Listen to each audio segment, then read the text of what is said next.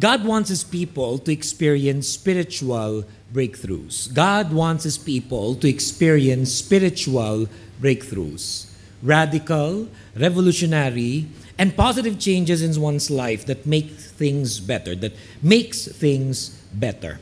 Gusto po ng Panginoon, gusto niya pati yung church, yung kanyang pastor, mga lingkod, ang pinagsisikapan natin, ma-appreciate lalo yung pagkilos ng Diyos sa ating buhay.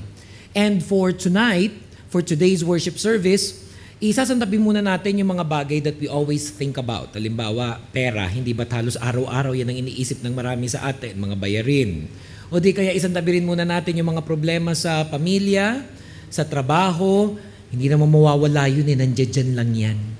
Hindi siya basta-basta aalis, maniwala kayo. Kaya isantabi muna natin lahat ng araw-araw natin iniisip, lagi natin iniisip, things about our physical existence. And for tonight, let's focus on spiritual things. Let's focus on spiritual things, specifically spiritual breakthroughs. Ang pag-usapan po natin ay tungkol sa mga bagay na may kinalaman sa ating espiritu, about appreciating the work of God in our lives. That's the focus of our message for today, appreciating the work of God in our lives. At ang pamagat po ng ating mensahe ay Spiritual Breakthrough. The title of our message for tonight, Spiritual Breakthrough. Minsan pa nga po tayo manalangin sa Panginoon. Let's commit to the Lord the study of His Word. Aming Diyos at aming Ama, nagpapasalamat po kami sa gabing ito na minsan pa binigyan niyo po kami ng pagkakataon upang kayo ay sambahin. Thank you, Lord, for this opportunity you've given us to worship you together with our brothers and sisters in the Lord. And we submit to you all of our burdens in life, all of the things that have been bothering us, our problems, our challenges, our trials, Lord, all of them we surrender to you. We rest in the presence of God. We rest in the promises of God. We rest in the grace of God. And we choose tonight to focus on Jesus, to hear from you, your Spirit speaking to us in a very personal way. And yes, Lord, that is what we desire, spiritual breakthrough. Ang hangarin po namin, Panginoon, magkaroon ng dakilang pagbabago sa kanya-kanya naming mga buhay na nagmumula sa aming Diyos. And we worship you. We carefully bring back to you all honor, glory, and praises as we pray all of these things in the name of the Father, the Son, and the Holy Spirit. In Jesus' mighty name, this is our prayer. And all God's people say, Amen. Amen. Spiritual breakthrough. Spiritual breakthrough. Ito po ang focus ng ating message for today. That we believe that it is God's desire that His children, His people, His church would experience spiritual breakthroughs. At pag pinag-uusapan po natin ng spiritual breakthrough, ang ibig sabihin po natin yan, especially for tonight, is this, a change in condition. That when a person experiences spiritual breakthrough, what we mean is this, a change in condition. And more specifically, because it is the focus of our study tonight, spiritual condition. Na pag sinasabing nagkakaroon ng spiritual breakthrough ang isang tao, nagkakaroon ng pagbabago sa kondisyon ng kanyang espiritu at siya ay pinagpapala ng lubusan ng Panginoon. Because we believe this, that man is not only physical, but he is also spiritual. We have this physical body, that's why we talk about physical condition, and we have this spirituality, we have this spirit, and that's why we're talking about our spiritual condition. Na tulad halimbawa ng ating panlupang katawan, it's either dead or alive. Ganon din ang ating espiritu, man is the same, yung spirit natin is either dead or alive. And the Bible teaches us that because of the first man, Adam, who rebelled, disobeyed, and sinned against God, all men since then became sinful in the eyes of God. And that the consequence of that sinfulness is what the Bible calls spiritual death. We find this in many verses in Scripture, especially here in Romans 5:13-14, kung saan ang sabi po ay ganito, to be sure, sin was in the world before the law was given, but sin is not charged against anyone's account where there is no law. Nevertheless, death reigned from the time of Adam to the time of Moses, even over those who did not sin by breaking a command, as did Adam, who is a pattern of the one to come. Na ang ibig sabihin po ng verses na yan, na mula nung nagkasala yung unang tao, si Eva at si Adan, yung kanilang rebellion, yung kanilang pag-disobey sa God, resulted in the transference of this condition to all mankind. Na mula sa kanila, nalinika ng Diyos, nagkasala, naging makasalanan, lahat na mula sa kanila hanggang sa kasalukuyan, wala pa mang ginagawang kasalanan, makasalanan na sa pagtingin at pananaw ng Diyos. Kaya yung baby, ang pinaka-practical application niyan, yung baby, kapapanganak pa lang, wala pa yung ginagawa. Pero in the eyes of God, namana na niya yung sinfulness ng lahat ng tao, tracing back all the way to Adam. Kaya ang kondisyon ng lahat ng tao pag pinapanganak dito sa lupa, physically alive, but spiritually dead because of sin. Pinapanganak physically alive, but spiritually dead because of sin. Magandang iniisip natin lagi ganun yun. Meron tayong physical at meron tayong spiritual aspect of ourselves. Born physically alive, pero dahil sa kasalanan na ginawa ni Adan at ni Eva, minana natin yung sinfulness as a result, ang espiritu ng tao pinapanganak sa lupa na patay. Ephesians chapter 2 verse 1 to 3 says, "As for you, you were dead in your transgressions and sins, in which you used to live when you followed the ways of this world and of the ruler of the kingdom of the air. The Spirit is now at work in those who are disobedient. All of us also lived among them at one time, gratifying the cravings of our flesh and following its desires and thoughts. Like the rest, we were by nature deserving of wrath." Ito pong verses na to, itong Ephesians 2 verse 1 to 3, ang kinakausap na nung author ay yung mga tinatawag ng Christian, yung tinatawag ng child of God, yung tinatawag ng saved o binago na ng Diyos yung spiritual condition na mula nung dati siya'y physically alive but spiritually dead, but because of what Jesus has done, now physically alive and also spiritually alive because of the grace of God. Yun yung ibig sabihin sa Bible pag naririnig natin lagi, saved. Pag naririnig natin sa maraming mga churches, sa maraming mga Christians, saved ka na, saved na ako, saved na tayo. Ang ibig lang sabihin nun, nagbago na yung spiritual condition. So kinakausap ulit ng author, yung mga Christians, yung mga saved, pinapaalalahanan sila. So again, we read, na as if tayo rin yung kinakausap ng author. Ano ulit ang sabi? "As for you, you were dead in your transgressions and sins." Sabi niya nung araw, tulad din kayo ng lahat ng tao sa sanlibutan. Pinanganak dito sa lupa, linikha ng Diyos, ngunit hindi anak ng Diyos. Linikha ng Diyos, pero dahil sa pagiging makasalanan, hindi anak ng Diyos. Dahil lahat likha, pero hindi lahat anak ng Diyos. Nagiging anak ng Diyos pag halimbawa ito ay nakakaranas ng biyaya ng Diyos at siya ay nagiging ligtas or saved. So ang sinasabi ng author, pinapaalala lang niya, hindi ba't dati, katulad din kayo ng lahat na ganun, in which you used to live when you followed the ways of this world and of the ruler of the kingdom of the air. The Spirit is now at work in those who are disobedient.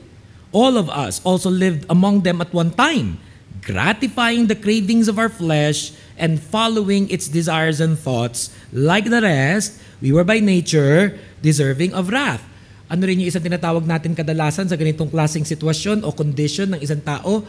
Unbeliever o hindi pa mananampalataya. Pwede pandagdagan yon, sinner o makasalanan.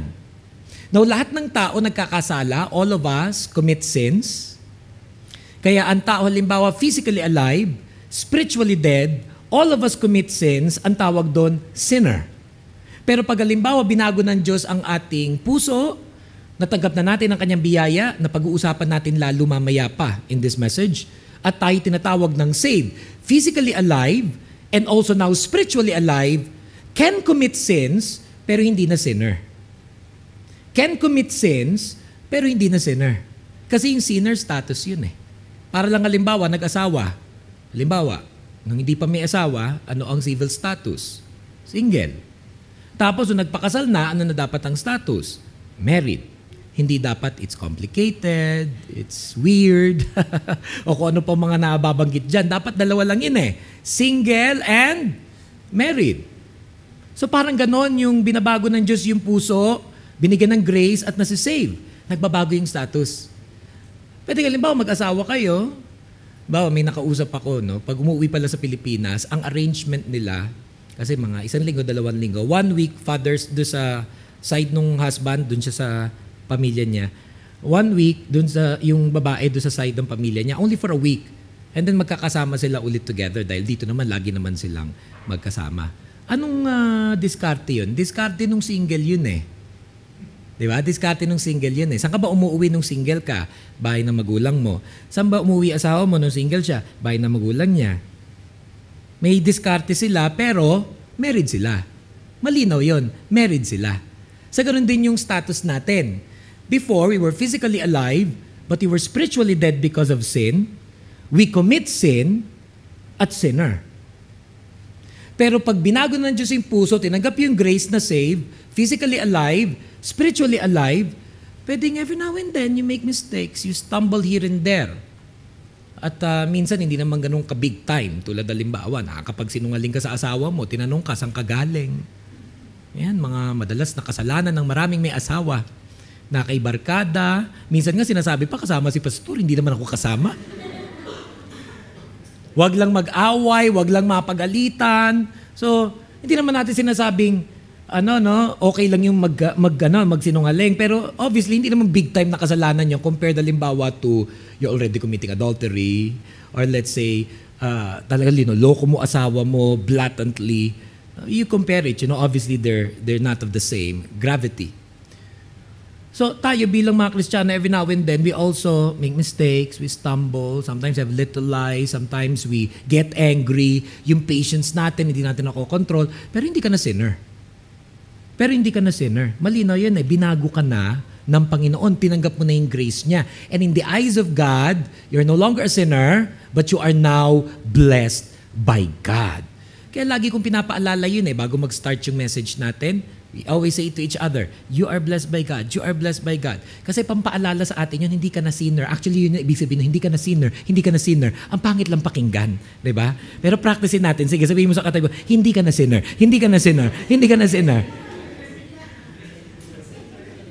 Yun din ang ibig sabihin ng you are blessed by God. Mas masarap pakinggan yung you are blessed by God, di ba? O sige, you are blessed by God. Try natin. You are blessed by God. You are blessed by God. You are blessed by God.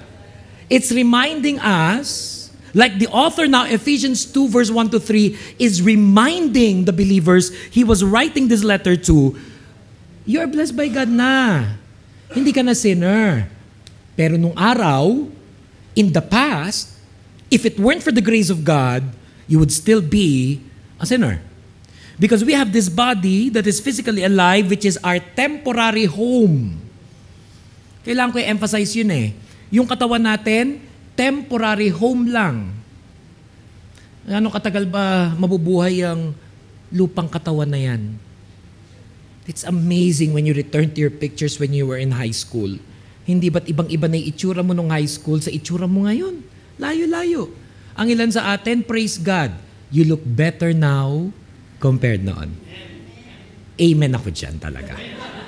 Amen ako dyan.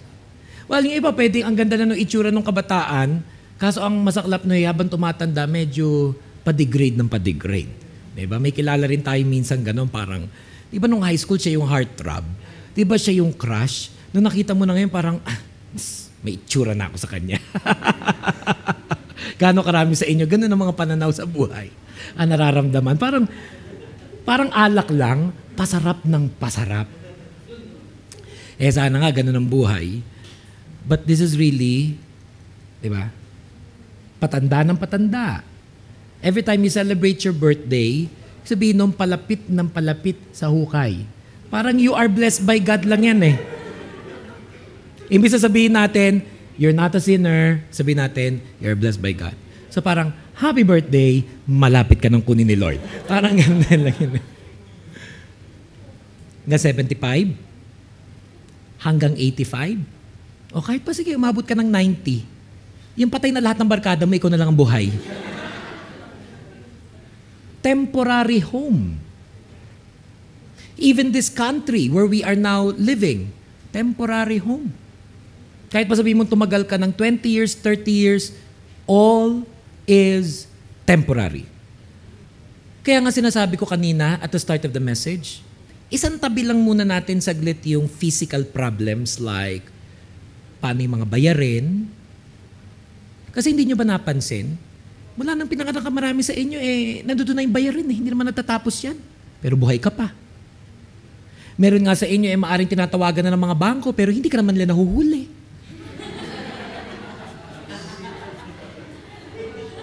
Malaya ka pa rin. At kahit nga yung iba'y nakulong na, nakalabas naman. I remember preaching in this church here in Abu Dhabi. Yung church nila, bago mag-message, meron munang testimony portion. Siguro mga 2 o 3. At ako yung guest speaker. So I was able to see first the testimonies of these brethren bago ako mag-speak. At yung pinakahuli nag-speak, tindig pa lang sabi ko, may kaya to. Tapos yung suot niyang mga pananamit, puro branded. No? Mula sa t-shirt, mula sa relos, mapapansin mo, nasa harapan ko, kita ko hanggang sa sapatos. Plus, yung nakabalot pang necklace sa kanyang leeg. Gintong-ginto.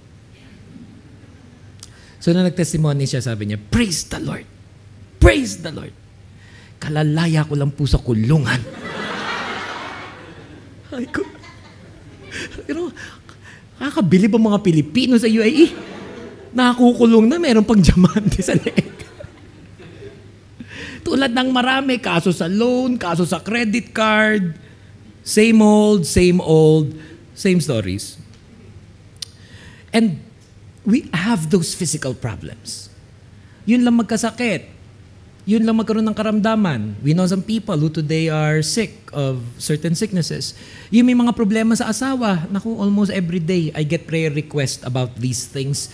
Pastor, pag-pray niyo naman yung kami mag-asawa na magkabati na kami. Pastor, pag pinagpipray kay asawa ko na magbago na ugali. Pastor, pinagpipray kay asawa ko na kunin na siya ni Lord. Pinagpipray ko po yung ganyan. Araw-araw naman ganun yun eh. Minsan may mga mag-asawa, minsan gusto kong bilan ng gloves. At ito na. Total, nagsasapakan naman kayo araw-araw. Di lagyan nyo na lang ng gloves para medyo parang boxing pa, safe pa. Santabi muna natin lahat ng physical problems because they will just be there. And at some point, they will also disappear. Realize this. Na lahat ng ikinaka-stress nyo tonight, na lahat ng kinaka-stress nyo today, here today, gone tomorrow. Here today will disappear in the near future.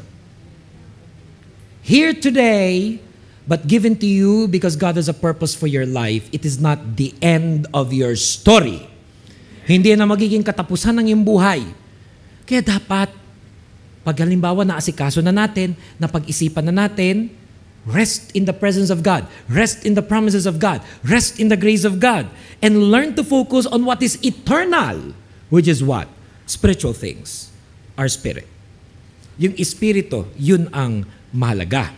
Sabi sa John chapter 3 verse 3 to 16, Jesus replied, "Very truly I tell you, no one can see the kingdom of God unless they are born again. How can someone be born when they are old?" Nicodemus asked.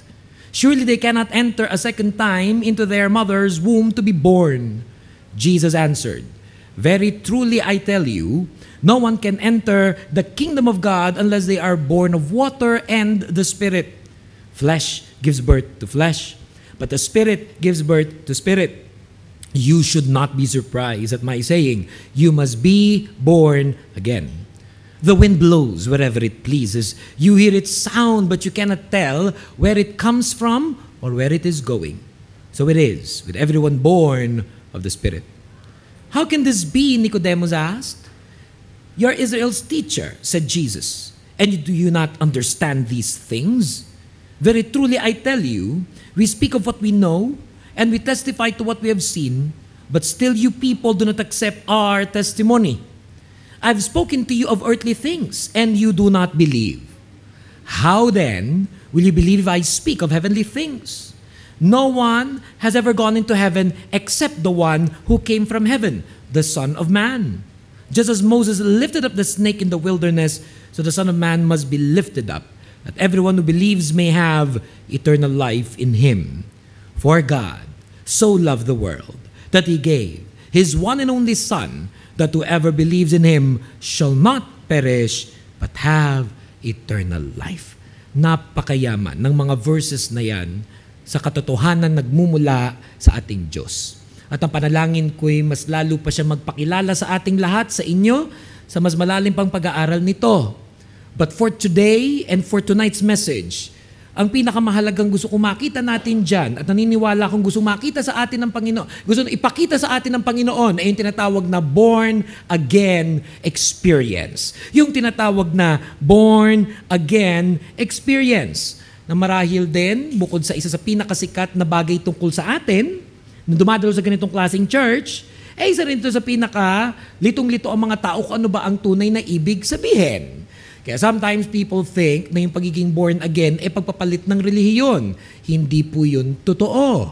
Kaya maririnig mo sa maraming matagal ng born again, it's not about the religion, but it's about having a personal relationship with Jesus Christ. Hindi rin to about going to a church and writing our attendance in the attendance sheet. At pag miyembro ka na nung simbahan na yon, na usually nangyayari as one is water baptized, akala ng marami ay yun yung born again. Na pag siya'y linubog sa tubig, pag siya'y naging miyembro na isang church, born again na ako. Ano nga ba talaga yung pagiging born again? Kasi yun ang gusto ng Lord mangyari. Magkaroon tayo ng spiritual breakthrough that changes our condition from being spiritually dead to becoming spiritually alive. From what was once a sinner to now becoming blessed by God. From once not just only a creation of God to now becoming a child of God. Paano nangyayari yun? Pag pinaparana sa atin ng Lord, yung tinatawag na the born again experience. Everybody say that with me, please. Born again experience. One more time, let's say it again. Born again experience. Nang ibig sabihin, yung dating physically alive, spiritually dead, because of the born again experience, physically alive and now spiritually alive as well. That to be born again is to be made spiritually alive by the power of God's Word and the anointing of the Holy Spirit, thereby opening our spiritual eyes to know, believe, and receive the life that God, through Jesus Christ, wants us to have. Again, to be born again is to be made spiritually alive by the power of God's Word and by the anointing of His Holy Spirit, thereby opening our spiritual eyes to know, to believe, to receive the life that God wants us to have through Jesus Christ. May mga tao kahit dalin mo ng dalin sa simbahan, may mga tao kahit dalin mo sa magaling na mangangaral, may mga tao kahit lagi mo siyang pinagpipray, lagi mo siyang pinapaalanan, pero parang kitigas ng puso. Ayaw sumama sa ganitong gawain, ayaw makinig tungkol sa ganitong mga bagay. Ang rason doon, yung spirito niya patay. At pag ang espiritu ng tao patay, pati yung spiritual eyes niya hindi rin bukas, pati yung spiritual ears niya sarado. Kaya parang bato ka ng bato at nagbabato ka lang to a blank wall. It would take the power of God na tinatawag nating the born again experience that would change all of that. Beginning with this one. Ano sabi? No one can enter the kingdom of God unless he is born again. No one can enter the kingdom of God unless he is born again. Na ano ang ibig sabihin? Born of water and born of the Spirit. Ano ba yung born of water? Ano ba yung ibig sabihin nung born of the Spirit? Una muna yung born of water. We believe it to be this way. That to be born of water means that we are made spiritually alive through the Word of God. That we are made spiritually alive through the Word of God. So again, pinanganak physically alive but spiritually dead.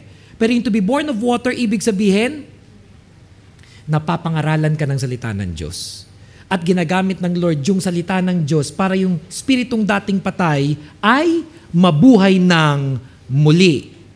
Ephesians 5:25-27 says, Husbands, love your wives, just as Christ loved the church, and gave himself up for her, to make her holy, cleansing her by the washing with water through the word. Again, cleansing her by the washing with water through the word. And to present her to himself as a radiant church, without stain or wrinkle or any other blemish, but holy and blameless. Na mula dun sa verse na yun, nakita natin, yung pala yung born of water, ang ibig niyang sabihin, ang paggamit sa salita ng Diyos para ang espiritong dating patay ay mabuhay ng muli. Kaya ang practical application niyan, halimbawa meron kayong kaibigan, may barkada, may mga mahal sa buhay, ayain nyo lang ng ayain sa church. Pwedeng sa pag-attend parang hindi tinatablan, parang hindi tumatalab. Kasi minsan naman yung ilan sa atin nag-a-assume na hindi tumatalab, hindi tinatablan. Ang kulit lang kasi natin. Diba? Uy, na-bless ka ba? Huwag agad tanong ng ganun. Hayaan mo siya mismo magsabi ng, okay, doon sa church na ina-attenan niyo, may matututunan ka doon sa mga pangaral. Kasi yung parang kinukulit natin yung tao. Yung, tinamaan ka ba? Alam na maaamin yan. Siguro kahit tinamaan siya, dahil sa inis niya sa'yo, hindi rin niya sasabihin. Huwag ka lang maging masaya. Kasi alam niyang ikaliligaya mo yung idea na tinamaan siya. Minsan may ganun contest ng mga magkakamag-anak pagdating sa relihiyon, na pag sumama siya sa iyo, ang ibig sabihin, ikaw ang nagwagi. Na pag sumama siya sa iyo, ang ibig sabihin, mas maganda yung relihiyon mo kaysa sa relihiyon niya. Na pag sumama siya sa iyo, ibig sabihin, mas matino ka, mas maayos ka. May ganyang kompetisyon. Minsan, ang marami sa mga magkakamag-anak. Kaya pag halimbawa pumayag na sumama, kahit parang sa tingin mo, hindi tumalab sa kanya, huwag mo nang tanungin. Dahil baka nagpapanggap lang yun na hindi tumalab sa kanya. Ang totoo siya na pala mismo hinihipo na ng Lord. Iba-iba lang ang paraan natin ng pagpapakita nito. Ano gusto mo sa unang attend? Iyak agad. Ano gusto mo sa unang attend? Biglang, sorry na. Minsan sa atin gusto ganon. Yung pagpunta agad ng tao, unang attend pa lang dapat ikaw nga mula nung pagkabata, uma-attend na, tinan mo naman ang sarili mo sa salamin. Hindi ba't nakakadismaya din naman paminsan-minsan? Diba? Kaya, wag unahan kung tinatalaban o sila tinatamaan. Ang importante, aya ka ng aya. Dala mo sila ng dala. At hayaan mo sila makapakinig ng salita ng Diyos. Because that is what God is using to change people's spiritual condition. Hearing the Word of God. O minsan kahit sa bahay mo, kung hindi na maabala sa ibang mga taong naroroon, at kung bahay mo naman yan, magpatugtog ka ng mga preachings and messages, baka alam naman nila para sa iyo, pero naririnig din nila sometimes, that works for some people. Naririnig nila yung pinakikinggan mo, akala mo lang hindi sila nakikinig, yung pala'y nakikinig na rin. Again, from the Bible, basahin naman natin ang 1 Peter 1:23-25. 1 Peter 1:23-25 says, "For you have been born again, not of perishable seed, but of imperishable, through the living and enduring Word of God. For all people are like grass, and all their glory is like the flowers of the field. The grass withers, and the flowers fall, but the word of the Lord endures forever. And this is the word that was preached to you." Kaya, lumilinaw sa atin na ang ibig sabihin pala sa Biblia ng to be born again, to be born of water, ang ibig sabihin is to be preached to of the Word of God. Na mapakinggan natin ang salita ng Diyos. Gumagawa ang Panginoon ng mga pagkakataon by which you and I are able to hear His Word. Dahil sa pamagitan lamang na pakikinig ng Kanyang salita, ano sabi doon sa 1 Peter 1:23-25? "For you have been born again, not of perishable seed, but of imperishable, through the living and enduring Word of God." Yung salita ng Diyos, yun ang ibig sabihin ng to be born of water. Ganong kahalaga. Lagi natin itong napapakinggan. Another practical application is this. I appreciate every time members of our church at ganun din yung mga connected sa akin on social media, on Facebook and other social media networks, every time na pinopost natin ang recently edited na mga preaching messages natin on our YouTube channel, you would see many of our members in church and friends would get the link, post it on their wall. O yung iba even goes to the extent of tagging their friends, sending the videos on their private messages. They're sharing the Word of God on social media. And that is how God changes people's spiritual condition. He enables them to hear His Word. Ano naman yung to be born of the Spirit? Ito po ang ibig sabihin ng to be born of the Spirit. That we are made spiritually alive by the will and grace of God. that we are made spiritually alive by the will and grace of God. John 1:12-13 says, "Yet to all who did receive him, to those who believed in his name, he gave the right to become children of God." Children born of not of natural descent, nor of human decision, or a husband's will, but born of God. Born of God, born again, child of God. Lumilinaw na doon sa John 1:12-13, yung sinasabi natin kanina, lahat likha ng Diyos. Pero hindi lahat anak ng Diyos. Ulitin natin, lahat likha ng Diyos. Pero hindi lahat anak ng Diyos. Not to offend anyone else, not to offend people of other religions, pero yun yung ibig sabihin ng John 1:12-13.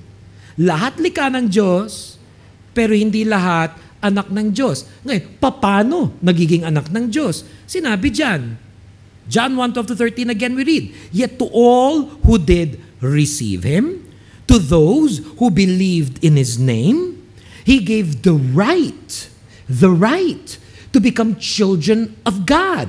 And this is what's exciting about this verse. Kasi sabi doon, children born not of natural descent.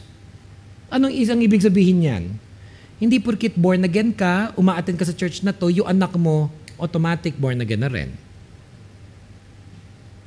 Kahit pa sabihin mo, loving parent ka, pinapalaki mo yan sa church, you'd like them to hear about the Word of God, pero dapat maging personal experience niya ang pagkakilala sa Lord. Hindi natin pwedeng gawing born again ang ating mga anak. We can pray for them, we can nurture them, we can bring them in church, but it has to be a personal experience from God. Ano pa? Sabi doon, nor of human decision. Ibig sabihin, hindi ikaw ang nagdi-decide na maboborn again ka. Kahit ako bilang pastor, hindi ko kayo pwedeng gawing born again. Minsan, in another country, may lumapit sa akin isang kapatiran at sabi niya, "Pastor, i-born again mo na nga itong asawa ko." Katabing-katabi pa niya yung asawa niya, ha? Sabi ko talaga to, pumayag na nga yung asawang sumama doon sa simbahan. Parang feeling ko patuloy napahiya yung asawa kasi sabi, "Ay nako pastor, kay pangit na ugali to asawa ko, paki-born again mo nga siya." So privately I said to the person, sabi ko, first of all, wag mong i-embarrass yung asawa mo kasi syempre buti nga nakapunta na, nakasama na, 'di ba? Kung ano, pwede mo akong kausapin privately. And secondly, hindi ako ang magpapa-born again ng asawa mo. I can only be as faithful as God enables me to preach His Word. We can always pray for the Spirit of God to work in people's lives, but the born-again experience is an act of God. The born-again experience is an act of God. It's not an act of man. Kaya ano sabi doon? Children born not of natural descent, nor of human decision or husband's will, but born of God. Again, may the Lord reveal His Word to each and every one of us.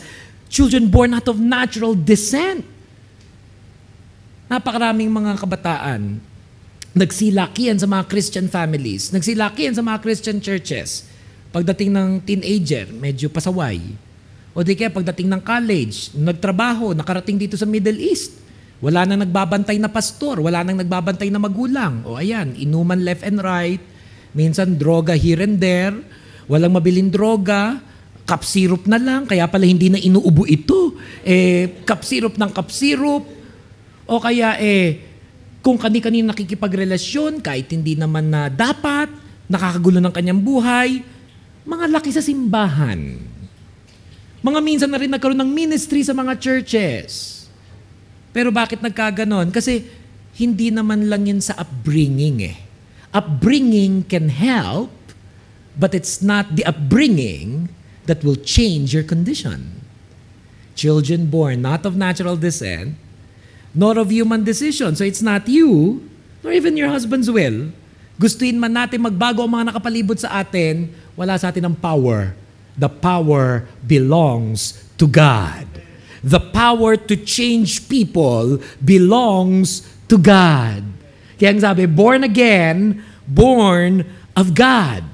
Furthermore, Ephesians chapter 2, 8-9 says, "For it is by grace you have been saved through faith, and this is not from yourselves. It is the gift of God. It is not from yourselves, it is the gift of God, not by works, so that no one can boast. Not by works, so that no one can boast. Case in point, birthday mo halimbawa, tapos kami, magre-regalo sa'yo. Ano mararamdaman mo kung biglang ayain kita? Halika, birthday mo naman, gusto ka namin regaluhan, halika. Sama ka sa amin, pupunta kami dito sa store na to. O sige, pumili ka kung ano gusto mo. O iyan ba? O sige, o bayaran mo na rin siya. Ay, sinamahan ka lang namin eh. Alam naman kami pa magbayad, di ba? Dapat pag gift, iba nagbayad. Dapat pag gift, binigay. Hindi mo pinagtrabahuhan. Pag halimbawa pinagtrabahuhan, ano tawag doon? Sweldo. Sweldo yun. Pero yung gift, people give you gifts whether you're worthy or not worthy. Pag birthday mo, di ba mga bata, for instance, mga children's party, like in our church, we always have children's parties, and I'm happy every time our people blesses children of other families with gifts. Minsan may makikita ko, grabe yung mga regalo, mga laruan, at ibang mga bagay pang binibigay. Mag-isip ka konti, mag-isip ka ng malalim and you think, ano nagawa nitong batang to deserve so much gifts? Wala naman. Minsan nga, pasaway pa. Minsan mukhang kaltukan yung batang yan. Ikaw pa pwede lang eh. Ilang beses ka nang nasaktan. Pag yumaya ka, para kang dinudurog. O di kaya pasaway sa mga children's ministry. Okay, may mga nasasaktan din ibang mga bata. Marami kayong mga bata. Sa totoo lang, cute lang sa magulang. Pero sa ibang mga tao, monster ang tingin nila dyan sa mga batang yan. Siyempre, magulang ka parang, di ba? Your child will never do anything wrong, but to other people, monster, monster, monster! Pero pag birthday nila, you give them gifts. Do they deserve it? No.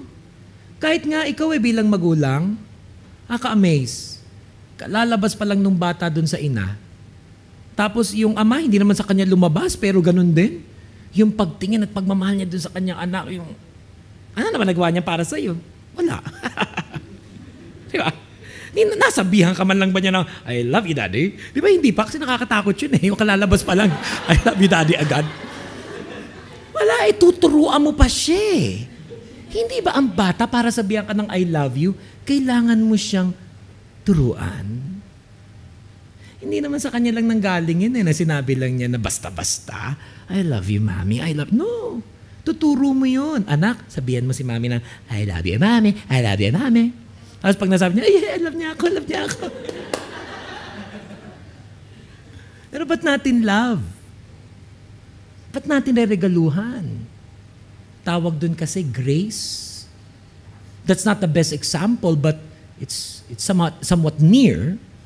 We just made a choice na gusto natin itong mahalin. Mahalin mo kung paglaki niyan, cute yan. Lahat naman ng bata sa umpisa, cute ah. Usapan tumatanda, ay kamukha ng nanay mo. Ano ba ito? Di mo matanggap. Kamukha nung father-in-law mo. Kamukha ng uncle ng auntie mo na sa dinami-dami ng huhugutan ng jeans nito eh. Di ba? Paano lumabas sa akin ang batang ito? Kung pwede mo lang sabihin ng ganon. Pero mahal mo. Kasi pinili mong mahalin. Minsan naglalabas ka ng malaking pera. Sa sarili mo, hindi mo magastos. Sa kanya, nagagastos mo. Nagtitiis ka ng maraming pagtitiis kasi nga, mahal mo siya. Gift mo sa kanya yon. Kaya nga, expectation din sana niya hanggang pagtanda yan, walang singilan yan. Dapat ganon. Hanggang sa pagtanda niya, naging mabuti o hindi mo mabuti ang anak mo, walang sumbatan yan. Hindi yung pagtanda. Pinaaral kita! Ito mga resibo! Nakatabi talaga? May mga kihuhusay sa ganyan. Magbayad ka. Ridiculous. And usually, those who do that will end up not having a good relationship with their children as adults for the rest of their lives.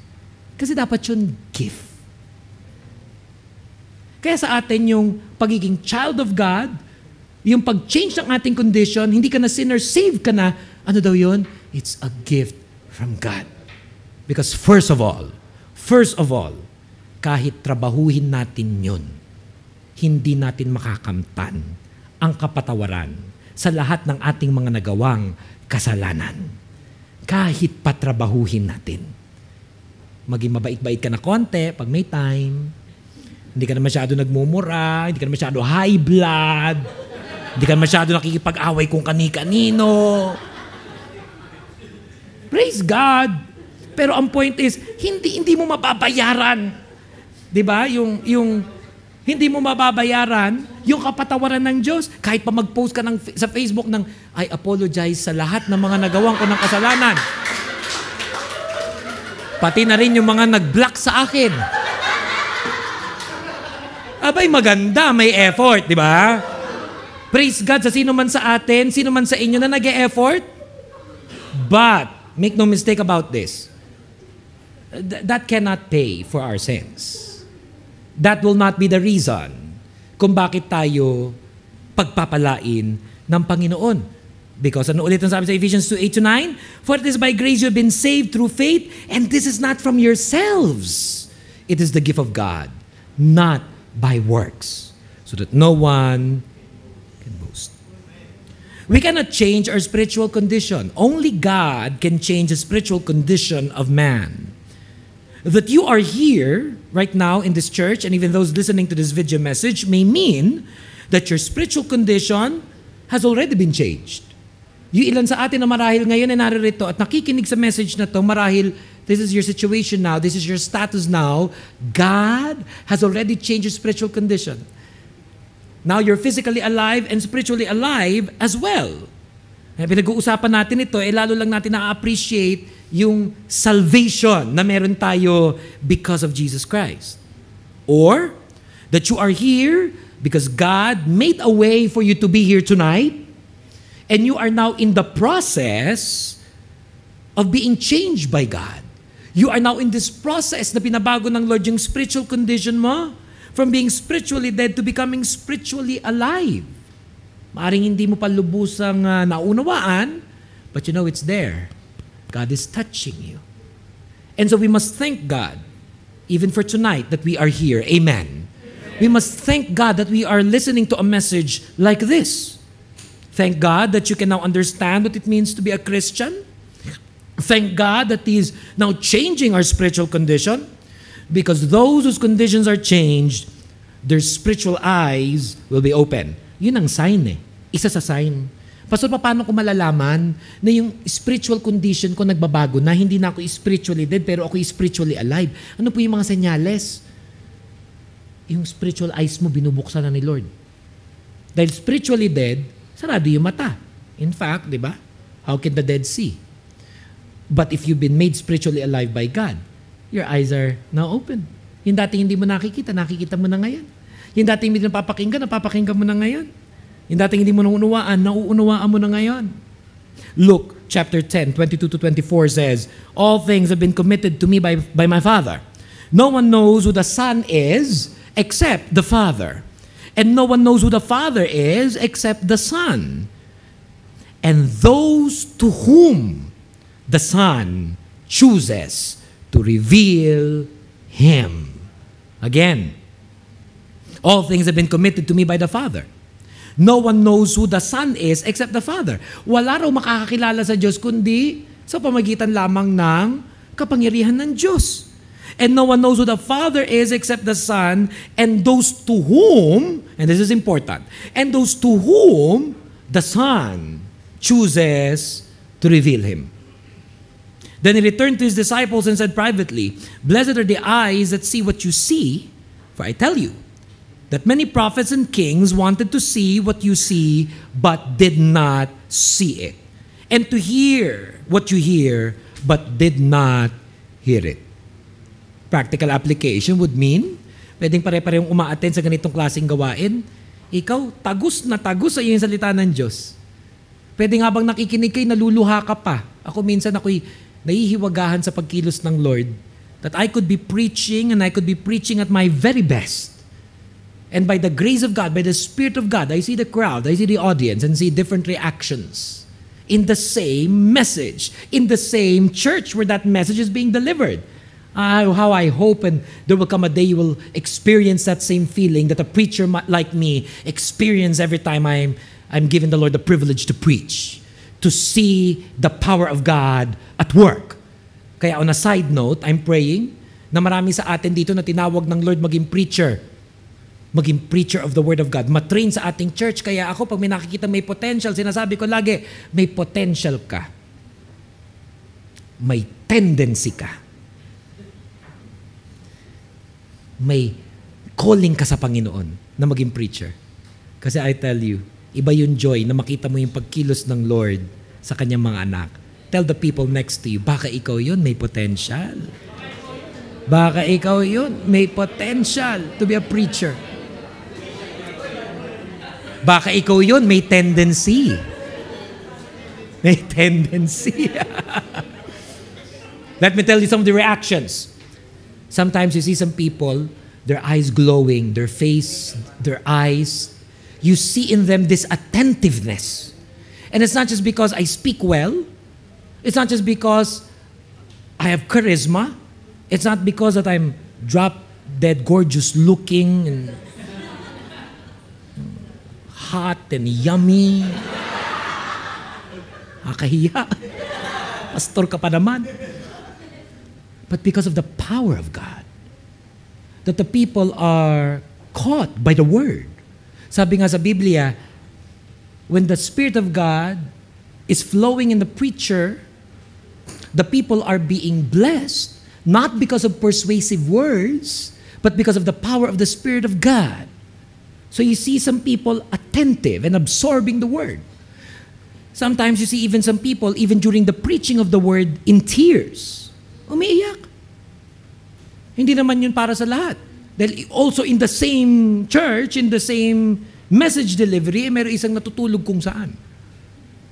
Minsan nga, gusto kong, abutan mo naman ng comforter, nakakaya naman yung natutulog dun sa likuran, para tuloy-tuloy na. Na may tawa ng tawa, pero siya doesn't get in. Doesn't penetrate. Ano yung sabihin nun? Hindi pa niya time. Yung eyes niya hindi pa open. Yung ears niya hindi pa open. 1 Corinthians 1:18 says, "For the message of the cross is foolishness to those who are perishing, but to us who are being saved, it is the power of God." Again, for the message of the cross is foolishness to those who are perishing. So para sa mga hindi pa bukas ang spiritual eyes, para sa kanila, hindi nga pumapasok dito at lumalabas dun eh. Sa kanila, hindi pumapasok dito. It's nonsense to them. They could even say probably, it was good, it was nice, and it was okay. But those who are being touched by God, it's different. You absorb it. You feel it. You understand it. And there you know a spiritual breakthrough is happening in your life. And when you're spiritually alive and your spiritual eyes are open, listen to this. Ito yung mga mangyayari. You will be sensitive to the Holy Spirit. You will be sensitive to the Holy Spirit. Mararamdaman mo kantahan pa lang. Kakaiba yung kantahan ngayon. Dati-rati hindi ako napapataas ng kamay. Ngayon hindi lang 2 kamay. Parang pati pa ako gusto ko itaas din. May mga ganong moments in worship that you feel it. Your heart is in it. And sometimes even tears flowing through your eyes because you feel the Spirit of God.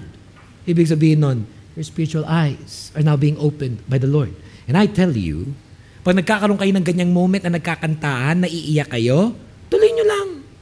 Pag maintindihan nyo mga katabi mo, naisip mo, naku, baka makita nila, umiiyak ako, nakakaya. Lumayo ka, lumipat ka ng ibang parte na hindi ka niya makita. But those moments, you grab it by the hand, you let go and let God. And allow yourself to be in the presence of the Lord because that is what? The Holy Spirit touching you.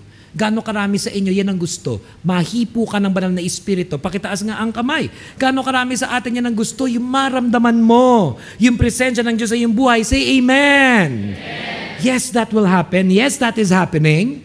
And as you believe in it, the more you will experience spiritual breakthroughs. Naaawa ko actually sa Christian. Sa nagsasabi na Christian siya.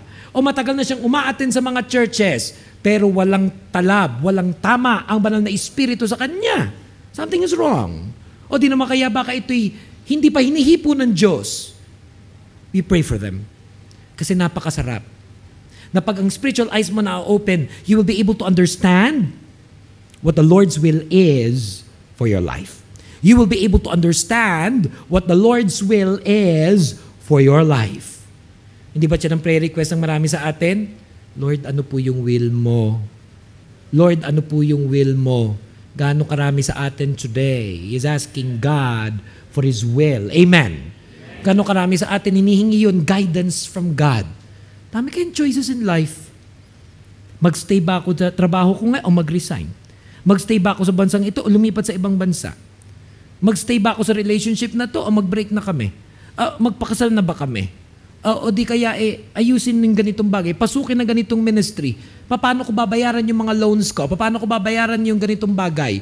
Many of us, every day, every night, yung pinag-uusapan natin kanina, the physical problems that won't just disappear. Hindi ba hiningan natin lahat sa Lord? Wisdom. At ako'y naniniwala na hindi ipagkakait ng Panginoon sa sino man sa inyong naririto ngayon ang wisdom na kailangan mo upang matagumpayan ang lahat ng iyong problema sa buhay. If you believe that, say amen. Amen. Say amen. Amen. Hindi ka pababayaan ng Panginoon. Pwede ba yun? Love ka niya. Kaya kung litong-lito ka, problemado ka, wag na wag mong kakalimutan na love ka ng Panginoon. Bibigyan ka niya ng guidance. As He opens your spiritual eyes, He will give you guidance. What else? That you will humbly accept your weaknesses and make necessary changes. You will humbly accept your weaknesses and make necessary changes. Yun yung nagkakaroon ng spiritual breakthrough. Yun yung nabubuksan ng spiritual eyes. Hindi nagmamatigas, hindi mataas ang pride. Lahat ng nagmamataas, lahat ng matigas ang puso, lahat ng may pride, kailangan tuloy padaanin ng Lord sa humbling experiences in life. Mabasag, madurog, maging broken. Masakit lang yun sa umpisa. I tell you, napakasakit ng humbling experiences from the Lord. Yung dating ang taas ng sahod mo, ngayon kay liit. Yung dating kay ganda ng posisyon mo sa trabaho, ngayon iba na. Dating ikaw nagpapautang, ngayon ikaw nangungutang. Yung dating maganda ang sitwasyon mo sa buhay, ngayon hindi nakaganda. Maganda bahay, ngayon bed space na lang. Dating may boyfriend, ngayon naku naman, parang paano na ito? But believe this, kung ano man yung pinadadaan sa iyo ng Lord, God is a God of purpose. Hindi kanya tinotorture. May tinuturo lang si Lord sa'yo. Masakit sa umpisa, pero pag nandun ka na, ang sarap pala. Listen to that. Ang sarap pala na maging broken before the Lord. Na kung dahil doon, kinailangan kang dumaan sa mabigat na experiences in life, that it was all worth it. Then it was all worth it. You will be able to discern which way to go with your life. You will be able to discern the hand of God pointing you to the right direction.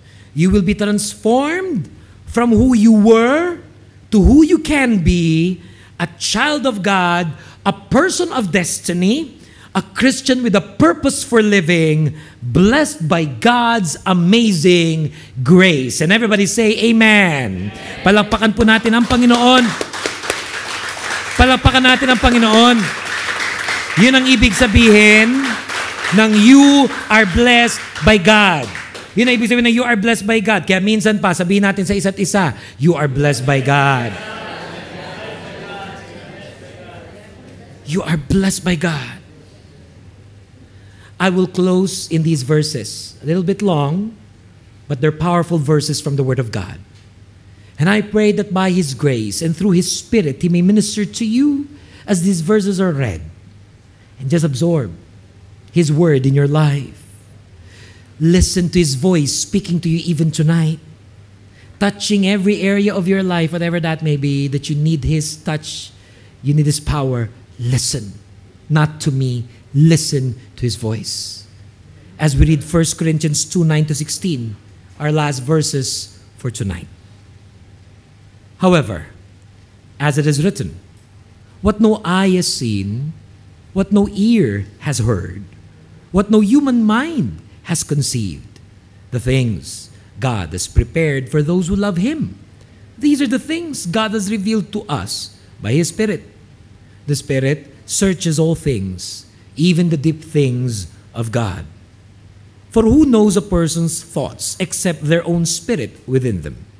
In the same way, no one knows the thoughts of God except the Spirit of God. What we have received is not the spirit of the world, but the Spirit who is from God, so that we may understand what God has freely given us. This is what we speak, not in words taught us by human wisdom, but in words taught by the Spirit, explaining spiritual realities with Spirit-taught words. The person without the Spirit does not accept the things that come from the Spirit of God, but considers them foolishness, and cannot understand them, because they are discerned only through the Spirit. The person with the Spirit makes judgments about all things, but such a person is not subject to merely human judgments. For who has known the mind of the Lord so as to instruct him? But we have the mind of Christ.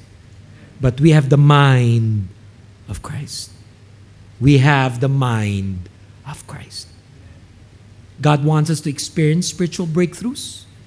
God wants to change our condition from being spiritually dead to becoming spiritually alive. God wants to change us from being a sinner to being blessed by God. God wants to make positive changes in our lives. Na magkaroon ng pagbabago in our commitments, magkaroon ng pagbabago in our choices, magkaroon ng pagbabago in our character, at magkaroon ng pagbabago in our circumstances. God wants to bless you so that there will be changes in your commitments, choices, character, and circumstances. Believe it in your heart. Love ka ni Lord. Believe it in your heart. God loves all of us here, listening to this message so much, hindi ka hahayaan ng Lord manatili sa sitwasyon mo ngayon. Kaya the challenge for us tonight is this. We pray. We pray for personal spiritual breakthroughs for ourselves and for the people that we love. For ourselves and even for our friends. Let's pray for this. Spiritual breakthroughs through Jesus Christ. Aming Diyos at aming Ama, nagpapasalamat po kami sa gabing ito na minsan pa pinaalalahanan mo kami sa pamagitan ng iyong mga salita. Tulungan niyo po ang bawat isa sa amin na naririto na maintindihan lalo, mas malinaw, mas praktikal lang yung mga salita. Sinubukan ko po bilang inyong lingkod sa abot ng aking makakaya, sa kakayanan na kayo rin naman na nagbigay upang maibahagi ang iyong salita. But Lord, I am just your messenger. Lord, minister to your people. Touch each and every one of us by your grace and by your Spirit. And allow your word to bear fruit in the lives of your people. Mga kapatid sa Panginoon, minsan pa, tulad ng ating ginagawa every week, I ask you, come and lift both of your hands to the Lord and we will pray for blessing from Him. Come and lift your hands to the Lord and we will pray for blessing that comes from Him. Aming Diyos at aming Ama, salamat po na sa gabing ito, itong yung mga anak, nagtataas ng kamay sa iyo. And this is what we desire, Lord, spiritual breakthrough. We do not want to be the same as we were before. Gusto namin, Lord, magbago kami from glory to glory for the glory of Jesus Christ. Lord, humble us. Lord, minister to us. Make us discerning, make us sensitive to the work of your Spirit. And even right now, tonight, Lord, touch your people, embrace your people, draw us near into your presence. Give us the mind of Christ. Give us the mind of Christ. For we worship you, Lord. We bless you. We give you thanks. As we pray all this in Jesus' name, amen. Palakpakan po natin ang Panginoon.